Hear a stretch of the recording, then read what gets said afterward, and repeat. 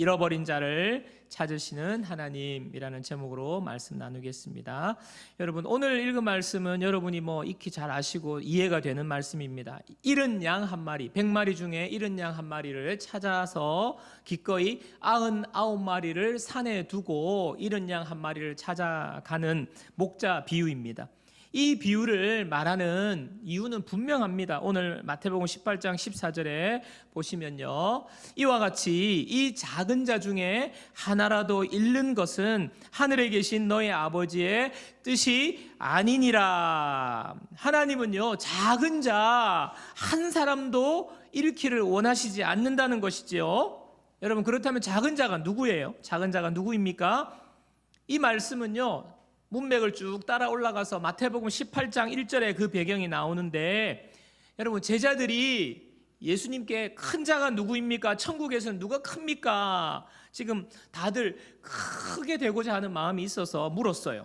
질문을 했습니다. 예수님께서 그 질문에 어린아이 하나를 데리고 왔어요. 제자들 앞에 불러서 그들 가운데 세우시고 이렇게 말씀하십니다. 마태복음 18장 3절 4절 말씀인데요, 이르시되 진실로 너희에게 이르노니 너희가 돌이켜 어린 아이들과 같이 되지 아니하면 결단코 천국에 들어가지 못하리라. 그러므로 누구든지 이 어린 아이와 같이 자기를 낮추는 사람이 천국에서 큰 자니라. 어린 아이와 같은 자가 큰 자라는 거예요.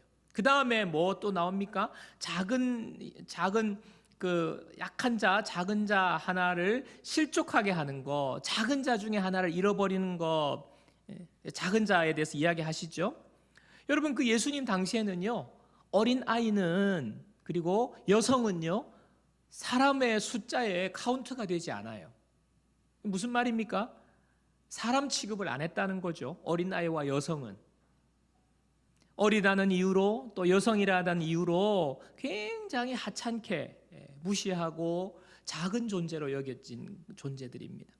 그리고 가난하거나 좀 권력이 없거나 이런 사람들이 다 그 부류에 속하는 거예요. 자, 오늘 본문과 같은 비유가, 잃은 양의 비유가 또 누가복음에 나오거든요. 누가복음에 나오는데, 누가복음 15장에도 나오는데 비유를 말씀하신 배경이 나옵니다. 누가복음 15장 1절 2절, 모든 세리와 죄인들이, 모든 세리와 죄인들이 말씀을 들으러 가까이 나오니 바리새인과 서기관들이 수군거려 이르되, 이 사람이, 예수님이죠, 이 사람이 죄인을 영접하고 음식을 같이 먹는다 하더라. 예수님께 모든 세리와 죄인들이 나왔어요. 그런데 예수님은요, 그 사람들을 다 받아주셨어요. 그리고 함께 먹었습니다. 이야기했습니다. 이 모습을 본 바리새인과 서기관들이 도대체 못마땅해 하는 거예요. 수군거리는 거예요. 죄인들이랑 같이 교제한다고. 그런 상황에서 오늘 잃어버린 양 비유가 또 나옵니다.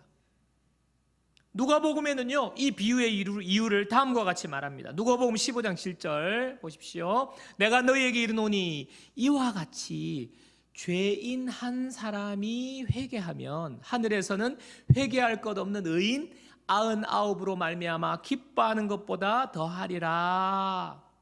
죄인 한 사람과 의인 99. 잃은 양의 비유를, 지금 잃은 양 한 마리를 찾는 것을 죄인 한 사람이 회개하고 돌아오는 것의 비유라는 거예요. 자, 마태복음과 누가복음을 종합해 보면 무엇입니까? 잃은 양은 작은 자, 죄인이라고 말씀하셔요. 작은 자와 죄인이 누구입니까? 여러분, 작은 자와 죄인이 누구예요? 하나님을 떠나서 하나님과 원수된 관계 속에서 이 세상을 살아가고 있는 모든 사람들을 말하는 것입니다. 하나님과의 관계가 회복되어야 할 사람들을 말하는 거예요. 잃은 양을 찾아 나서는 목자는 누구를 말씀하는 겁니까? 예수 그리스도를 말씀하는 거예요. 예수님께서 죄인들을 지금 찾고 계시다는 거예요. 마가복음 2장 17절 말씀 보겠습니다. 마가복음 2장 17절, 예수께서 들으시고 그들에게 이르시되 건강한 자에게는 의사가 쓸데없고 병든 자에게라야 쓸데있느니라. 나는 의인을 부르러 온 것이 아니요 죄인을 부르러 왔노라 하시니라. 요한복음 10장 10절도 보세요. 요한복음 10장 10절입니다. 도둑이 오는 것은 도둑질하고 죽이고 멸망시키려는 것뿐이요 내가 온 것은 양으로 생명을 얻게 하고 더 풍성히 얻게 하려는 것이라. 제가 두 말씀을 지금 여러분과 나누었는데요, 예수님이 분명하게 말씀하세요. 건강한 자에게는 의사가 필요 없고 병든 자에게 의사가 필요하듯이 내가 의인을 부르러 온 것이 아니라 죄인을 부르러 왔다. 도둑이 오는 것은 도둑질하는 것이지만, 멸망시키는 것이지만, 내가 온 것은 양으로 생명을 얻게 하고 풍성히 얻게 하려 하심이라 분명히 말씀하셨어요. 죄인을 부르러 오셨고 생명을 주시고 풍성하게 하게 하시겠다고. 그런데 제가 이 말씀을, 설교를 준비하면서 이 말씀을 읽을 때 너무너무 감사한 마음이 제 마음 가운데 생긴 거예요. 예수님께서 죄인을 부르러 이 땅에 오셨다는데, 예수님께서 부르러 오신 그 죄인이, 죄인 중에 한 사람이 바로 나였구나. 예수님께서 오셔서 생명을 주시고 풍성히 얻게 하신다고 하셨는데, 하나님의 저주 아래에서, 하나님을 떠나서 원수되어서 저주 아래 살다가 그냥 이 세상이 전부인 것처럼 생각하고 살다가 그냥 인생이 끝나면 어디로 가는지도 모르고 멸망의 길을, 영원히 멸망의 삶을 살 수밖에 없는 그 인생이었는데, 그 인생을 생명을 주시고 풍성한 삶을, 예수님 안에서 풍성한 삶을 누릴 수 있도록 해 주셨구나. 맛보게 풍성한 삶을 맛보면서 살도록 해 주셨구나. 그 대상이 바로 나였구나. 내가 바로 이 말씀의 주인공이구나 생각이 드는 거예요. 깨달아지는 거예요. 그러니까 하나님께서 제 마음에 감사한 마음이 생긴 거예요.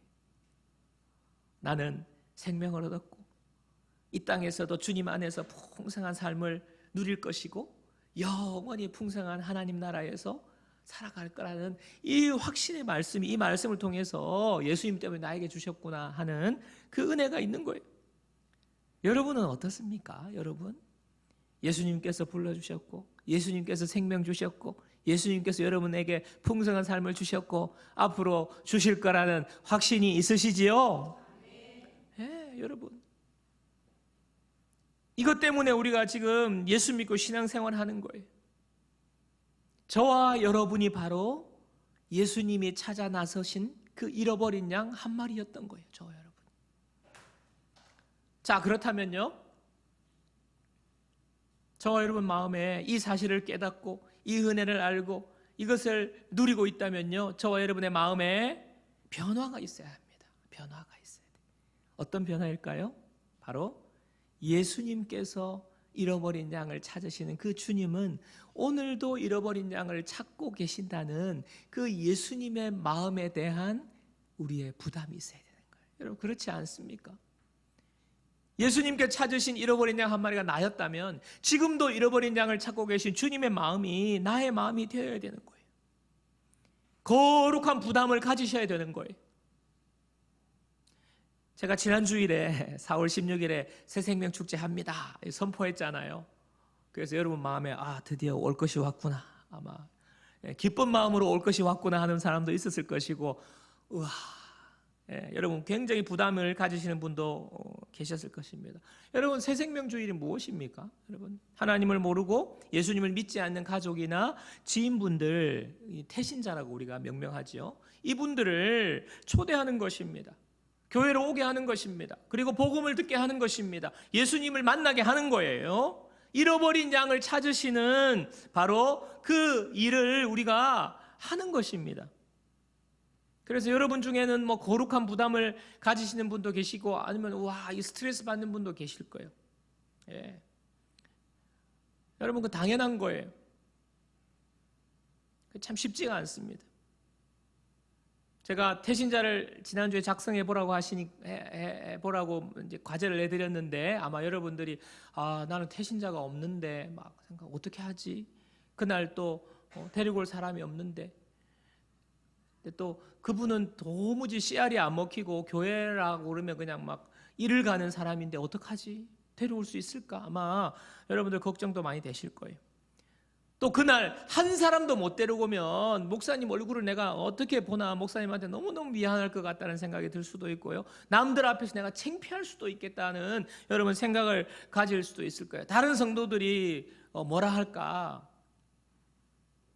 여러분 그래서 굉장히 아이고 그날 내 잠수 타야 되겠다. 여러분 제가 다 알고 있습니다. 잠수 타지 마세요. 결론부터 말씀드리면 여러분 잠수 타지 마세요. 새신자 못 데려와도 괜찮습니다. 그거는요 저한테 미안할 필요도 없어요. 성도들이 뭐라 할 것도 없어요. 왜냐하면 잘 들어보세요. 왜냐하면 그게 왜 미안할 필요가 없냐. 왜냐하면요 한 영혼이 예수님께 나오고 예수님을 만나고 구원받는 일은요 전적인 하나님의 은혜로 되는 거예요. 그것은요 사람의 힘으로 되는 게 아니에요. 사람의 힘으로 사람이 돈 주고 뭐 보상을 해서 되는 것이 아니에요. 하나님의 은혜로 되는 거예요. 하나님이 하시는 일입니다. 그 마음을 여는 것도 하나님이 하셔야 되고요. 그가 예배당에 나오고 싶은 마음이 생기는 것도 하나님이 하셔야 되는 거예요. 예배당에 나왔다고 할지라도 그 마음의 문을 열게 하시는 분도 하나님이시고 복음이 열매가 맺히게 하는 분도 하나님이신 거예요. 그렇기 때문에 여러분 우리가 그날 못 데리고 온다고 해서 미안할 필요가 없어요. 우리가 구원받았다고 할 때 여러분 내가 이렇게 했기 때문에, 내가 믿었기 때문에, 내가 무언가를 했기 때문에 구원받았다고 우리가 자랑할 수 없잖아요. 어느 날 보니까 나는 어머님의 모태에서부터 나는 교회에 나왔고, 어느 날 보니까 누군가의 전도로 내가 교회 가고 싶은 마음이 생겨서 여러분 우리가 예수님을 알게 되고 믿고 구원받은 것 아닙니까? 하나님의 은혜라는 거예요. 하나님께 다 하셨다는 거예요. 그래서 우리가 찬양의 가사 중에도 구원하심이 보좌에 앉으신 우리 하나님과 어린 양께 있도다. 구원하심이 누구에게 있다고요? 우리 하나님과 어린 양께만 있도다. 찬양하는 것입니다. 영광 돌리는 것입니다. 하나님께만 영광 돌리는 거예요. 여러분 누군가를 구원하는 것 하나님이 하시는 거예요. 야 다행이다. 난 안 데려와야 되겠다. 하나님 하신 거니까. 여러분 그렇게 생각되시는 분이 계신가요? 아니에요. 구원은 하나님이 하시는 것이지만 그렇다고 우리가 가만히 있어야 하는 것은 아닙니다. 주님이 찾으시는 잃어버린 양 한 마리를 우리도 잃어버린 양이었던 우리도 주님의 마음을 우리가 가져야 되는 거예요. 주님이 찾으시는데 우리도 찾아 나서야 되는 거예요. 거룩한 부담을 가지고 수고하고 애쓰고 한 사람을, 한 영혼을 찾는 일에 우리가 전심을 다해야 되는 것입니다. 여러분 우리는요 하나님께서 저와 여러분들을 이 일에 사용하신다는 사실을 알아야 돼요. 전도에 미련한 것으로 하신다고 하셨잖아요. 전도에 미련한 것으로. 왜 전도가 미련한 것입니까? 하나님이 하실 수 있으세요. 그런데 하나님께서요 누구를요? 우리를 통해서 하시기 때문에 그게 더딘 것 같고 그게 안 되는 것 같고 힘들고 그게 미련해 보이는 거예요. 우리를 통해서 하나님이 함께 하시는 거예요. 그게 바로 전도예요. 오늘 이 시간에는요 이 말씀을 가지고 우리가 왜 전도해야 하는지 세 가지 이유를 살펴보기를 원합니다. 첫 번째 이유, 전도해야 되는 첫 번째 이유는요 하나님이 가장 기뻐하시는 일이기 때문입니다. 누가복음의 비유에 보면요 잃은 양 한 마리를 찾았을 때 반응을 이렇게 묘사하고 있습니다. 누가복음 15장 5절에서 7절. 자, 우리 고개 들고 한번 같이 읽어요. 자, 다 같이요. 또 찾아낸즉 즐거워 어깨에 메고 집에 와서 그 벗과 이웃을 불러 모으고 말하되 나와 함께 즐기자. 나의 잃은 양을 찾아내었노라 하리라. 내가 너에게 이르노니 이와 같이 죄인 한 사람이 회개하면 하늘에서는 회개할 것 없는 의인 99으로 말미암아 기뻐하는 것보다 더하리라. 여러분 이 말씀 쭉 이해되시죠? 찾았는데 너무 즐거워했다는 거예요. 즐거워서 어깨에 메고 또 이웃과 벗을 불러서 나와 함께 즐기자. 자, 파티하자. 파티. 그 다음에 기뻐하는 것보다 더 하리라. 즐기자, 즐거워하자, 기뻐하자.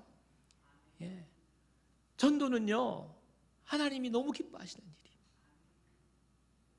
여러분, 저와 여러분들이 예수님께 돌아왔을 때도 이와 같이 주님은 기뻐하셨을 거예요. 여러분, 교회는요, 기쁨이 넘치는 곳이에요. 교회는 왜 그렇습니까? 여러 가지가 이유가 있습니다. 교회에 왜 기쁨이 넘칩니까? 새 생명이 태어나기 때문에, 영혼이 구원되는 곳이 교회이기 때문에, 그래서 기쁜 거예요. 그거 아셔야 돼요.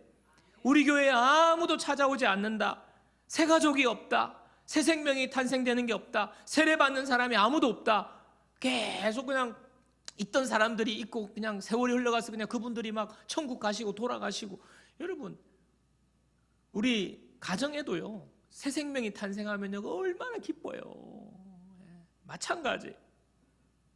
저와 여러분이 잃어버린 영혼을 찾으면요 하나님도 기뻐하시지만 그 기쁨이 우리에게 충만하게 되는 줄 믿습니다. 저와 여러분에게 기쁨이 넘치는 거예요. 여러분, 경험해 보면 알 수 있어요. 경험해 보면 언제 우리가 기쁜지. 복음 전할 때, 전도할 때 거절당해도 기뻐요. 이상하게. 경험해 보신 분은 압니다. 제가 참 존경하는 목사님 한 분 계시는데 그분 돌아가셨는데, 그 목사님의 과거에 제가 생전 설교를 들은 것이 기억이 났어요. 설교 준비하면서 그분이 이렇게 설교하시더라고요. 자매님들 예뻐지고 싶으세요? 자매님들 아름다워지고 싶으세요? 자매님들 동안이라는 소리 듣고 싶으세요? 전도하세요. 그러는 거예요. 전도하세요. 처음에는 이게 무슨 소린가? 이게 무슨 뜻이지? 갑자기 왜 예뻐지기 원한다면 전도해라, 이게 무슨 말인가 했는데, 이유를 들어보니까 그 말씀이 맞아요. 전도할 때에 기쁨이 넘치는 거예요. 전도할 때에 기쁨이 충만한 거예요. 전도할 때에 여러분, 그 세상에 줄 수 없는 기쁨으로 그냥 얼굴의 표정이 기쁨이 넘치게 되는 거예요. 그러니까 예뻐지는 거예요. 막 엔돌핀이 막 솟아나고 동안이 되는 거예요. 여러분, 전도 열심히 하시는 분들 주변에 한번 보세요. 막 쭈글쭈글하고 그런 분들 한 사람도 없어요. 얼마나 표정이 환하고. 여러분, 꼭 돈을 쓰셔가지고 그 현대 의학에 의지하시고 싶다는 거 제가 말리진 않겠습니다만은, 정말 여러분이 아름다워지고, 여러분 겉만 아름다워 되는 게 아니에요. 마음에서 그 아름다움이 얼굴로 쫙. 그것이 바로 전도예요. 우리 넘치는 교회 자매님들 예뻐지고 싶으십니까? 아무 대답이 없네요. 자신을 잘 돌아보세요. 일단 자신을 잘 돌아보고 대답하세요. 우리 넘치는 교회 자매님들 예뻐지고 싶으십니까? 전도하면 돼요. 전도는 하나님을 기쁘시게 하는 일이고 우리를 기쁘게 만드는 일이에요. 그래서 우리는 전도해야 됩니다. 자, 두 번째는요, 가치 있는 위대한 일이기 때문입니다. 왜 전도해야 되냐? 가치 있는 위대한 일이기 때문이에요. 자, 잃어버린 양 한 마리를 찾기 위해서 99마리를 지금 산에 두고 갑니다. 여러분, 이게 참 상식적으로 안 맞잖아요. 그죠? 위험한 일이잖아요. 경제적으로 이게 99마리가 만약에 피해를 입거나 99마리가 도망을 가거나 늑대 같은 짐승이 먹어버리면 이거는 경제적인 손실도 그렇고 위험천만한 일이에요. 그죠? 한 마리를 찾다가 이거는 손실이 이만저만이 아닌데도 잃어버린 양 한 마리를 찾기 위해서 99마리를 두고 간다는 말이 무엇입니까? 바로 잃은 양 한 마리는요 가치로 따질 수가 없다는 거예요. 99마리와도 비교할 수 없을 만큼 큰 가치를 가지고 있다는 말입니다. 쉰들러 리스트라는 영화를 여러분이 기억하시는 분도 있을 거예요. 우리 어른들은. 자, 포스터가 있습니까? PPT가. 자, 쉰들러 리스트. 저게 영화 포스터였는데 아마 보신 분들이 있을 건데요. 이 영화는요, 독일인 사업가인 쉰들러라는 이 사업가가 그 폴란드에 있는 유태인 그 냄비 공장을 인수하게 됩니다. 이제 그 당시는 이제 세계 대전 중이었거든요. 그래서 인수하는데 독일 나치가 유대인들을 너무너무 많이 죽였잖아요. 학살을 하는 거예요. 막 독가스실에 집어넣고 그냥 인종 청소 수준으로 유태인들을 막 죽입니다. 그것을 이 쉰들러가 목격을 해요. 막 어떤 수용소에 막 가둬놓고 그냥 죄수들 운동회라고 하듯이 운동장에 풀어놓고 그냥 나치가 그냥 총을 꽝 쏴서 그냥 죽이는 거예요. 이유 없이 죽이는 거예요. 그리고 막 독가스실에 집어넣지요. 생체 실험을 하지요. 이 참혹한 현실을 신들러가 목격을 하고는 자기 공장에도 지금 유태인들이 고용되어 있거든요. 근데 뭐 다 필요 없어요. 유대인들은 다 그냥 독가스실로 끌려가는데 이 신들러가 너무 마음이 아픈 거예요. 어떻게 하지? 살려야 되는데. 그래서 이 신들러가 리스트를 작성합니다. 명단을 하나하나 자기 공장에서 일하는 그 공장 일하는 일꾼들의 이름을 적어요. 누구 적어요. 그리고는 여기서 일하는 직원으로 명단, 근로 허가증 명단을 만드는 거예요. 그 리스트는 그 명단이에요. 근로 허가증. 그래서 이 근로 허가증 명단을 가지고 내용 중에는 여러 가지 내용이 있지만 큰 돈을 지불합니다. 그래서 한 사람당 얼마 해가지고 돈을 거의 뇌물 수준으로 이렇게 지불해서 그 명단에 있는 이름을 딱 부르면 그 사람은 안 끌려가는 거예요. 그렇게 해서 구해낸 인원이 1,100명을 구해낸 거예요. 그 리스트가. 그 내용이 주 내용입니다. 근데 여러분 마지막 장면이 참 감동적이에요. 이제 그런 와중에 소련군에 의해서 독일군이 점령을 당하고 전세가 완전히 뒤집혀져요. 독일군이 패하게 됩니다. 신들러도 어떻게 독일인이니까 도망자의 신세가 된 거예요. 추격을 받게 되는 거예요. 그런데 그때 누가 나서냐 하면 그 군수공장에서 일했던 직원들, 유태인 노동자들이 나서는 거예요. 유태인 노동자들이 탄원서를 쓰기 시작합니다. 이 신들러라는 사람에 대해서 이 신들러가 우리를 살렸다고 탄원서를 쓰게 됩니다. 그리고 참 기가 막힌 것은요, 그들이 금리를 빼요. 금리를 다 빼가지고 금리를 다 모아가지고 마지막에 이제 신들러와 만나는 거예요. 그 직원들, 노동자들 이렇게 한 무리가 그 신들러와 만나는 것입니다. 그리고 신들러에게 그 반지를 전해주는 거예요. 당신에 대한 고마움의 표현으로 우리가 우리의 금리를 뽑아서 이렇게 당신을 위해서 반지를 만들었다고. 그러면서 그 반지 안에 탈무드 글귀가 새겨져 있어요. 그 글귀가 뭐냐? 하나의 생명을 구하는 사람은 세상을 구하는 자다. 하나의 생명을 구하는 자, 한 사람의 생명을 구하는 자는 온 세상을 구하는 자다라는 이 글귀를 새겨서 반지를 전하는 장면. 굉장히 영화가 감동적이에요. 여러분, 육신의 생명을, 한 생명을 구하는 것도 귀하지만요, 한 영혼을 구하는, 여러분, 한 영혼이 천하보다 귀하다고 하잖아요. 주님의 말씀, 그 영혼을, 한 영혼, 천하보다 귀한 한 영혼을 구하는 일이 정말 이와 같이 가치로는 따질 수 없는 굉장한 가치와 위대한 일이라는 거예요. 여러분, 지난주에 제가 태신자 명단을 적어오라고 말씀을 드렸어요. 제가 한 주간 이 설교를 준비하면서 태신자 명단이 바로 우리가 그 태신자의 그 명단을 한 사람 한 사람 이름을 적는 그 순간, 그것은요 정말 쉰들러 리스트와는 비교할 수 없는 놀라운 가치를 가지는 그 리스트가 된다는 거예요. 여러분이 그 이름을 또박또박 한 자 리스트에 올리는 순간 하나님께서는 역사하실 거예요. 하나님은 그 생명을 구하기 위해서 일하실 거예요. 위대한 일이 시작되는 거예요. 사랑하는 여러분, 여러분의 리스트가 이 세상 천하보다 귀한 한 영을 구하는 생명의 리스트가 되는 줄 믿으시기를 주님의 이름으로 축복합니다. 자, 세 번째는요, 저와 여러분을 향한 하나님의 비전이기 때문이에요. 전도는요, 저와 여러분을 향한 하나님의 비전이에요. 사도행전 1장 8절입니다. 우리 다 같이 한번 읽겠습니다. 다 같이요. 오직 성령이 너에게 마시면 너희가 권능을 받고 예루살렘과 온 유대와 사마리아와 땅끝까지 이르러 내 증인이 되리라 하시니라. 예수님이 마지막에 올라가시면서 이제 성령이 오실 건데, 성령이 임하면 너희가 뭐가 된다고요? 증인이 될 거야. 너희는 증인이 될 거야. 그래서 성령이 오셨잖아요. 제자들이 증인이 되었습니다. 오늘도 마찬가지예요. 우리가 예수님을 믿으면, 예수님을 영접하면 성령이 우리 가운데 오세요.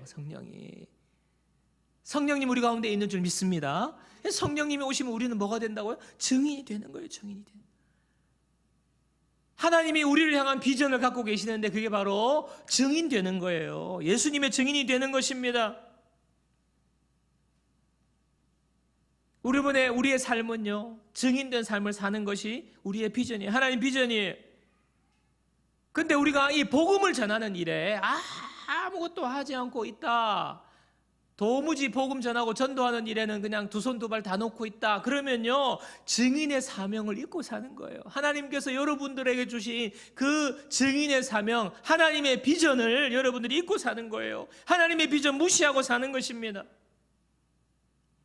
근데 여러분, 그 결과가 뭔지 아세요? 그 결과가 여러분에게 맡겨진, 여러분 주변에 있는 수많은 사람들이 복음을 모른 채 살다가 그냥 멸망길로 간다는 거예요. 여러분에게 맡겨진 영혼이 여러분의 증인의 사명을 감당하지 않을 때 여러분 주변에 있는 사람은요 아무런 대책이 없어요. 속수무책으로 멸망의 길로 가는 거예요. 예수님 없이 살다가 그냥 이 세상에 그냥 물질이 전부인 것처럼 살다가 그냥 죽어서 영원한 멸망에 가는 거예요. 여러분의 부모님이, 여러분의 형제 자매가, 여러분의 지인이. 로마서 10장 14절입니다.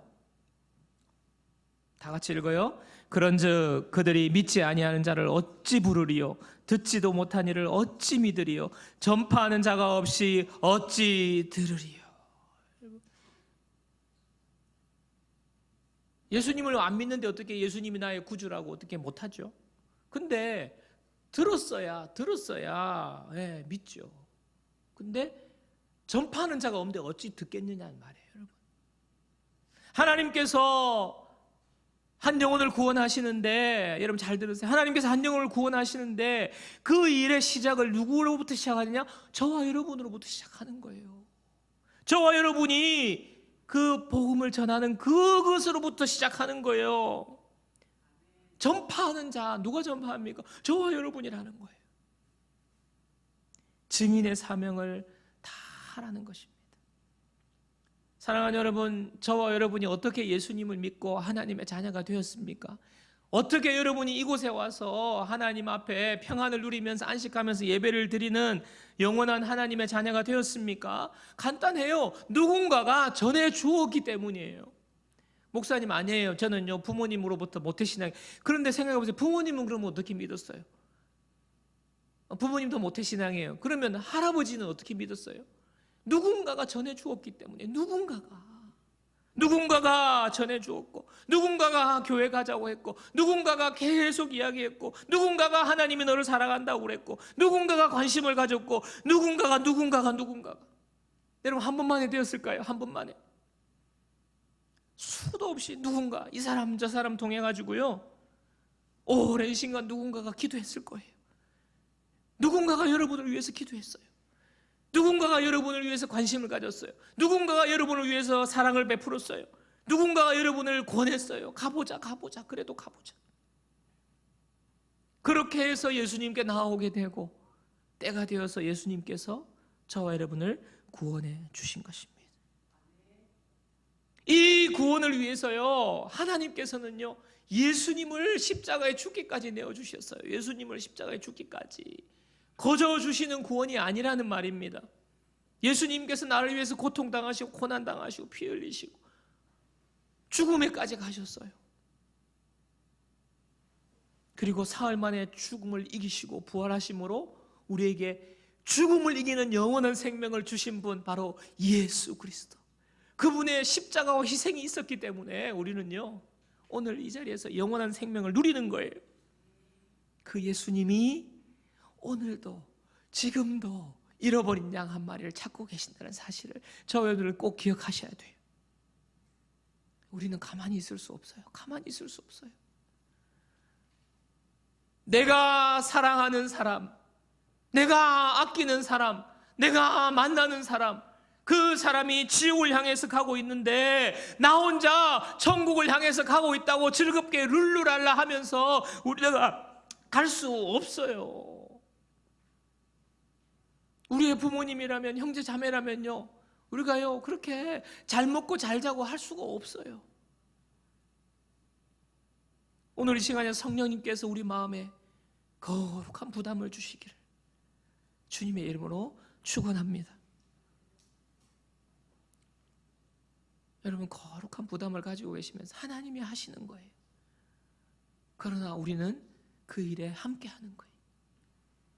기도하면서 하나님 주신 사명으로 알고 그 사명을 향하여서, 그 비전을 향하여서 우리가 이번 4.16 새생명주일에 포커스를 맞춰서 우리가 한 영혼을 위해서, 내가 먼저 잃어버렸는데 찾은 자로서 하나님이 기뻐하시는, 또 가치 있고 위대한 일인, 또 하나님의 비전을 이루는 이 일에 우리 온 성도님들 모두가 함께 동참하고 은혜를 누리고 열매를 맛보게 되기를 주님의 이름으로 축원합니다.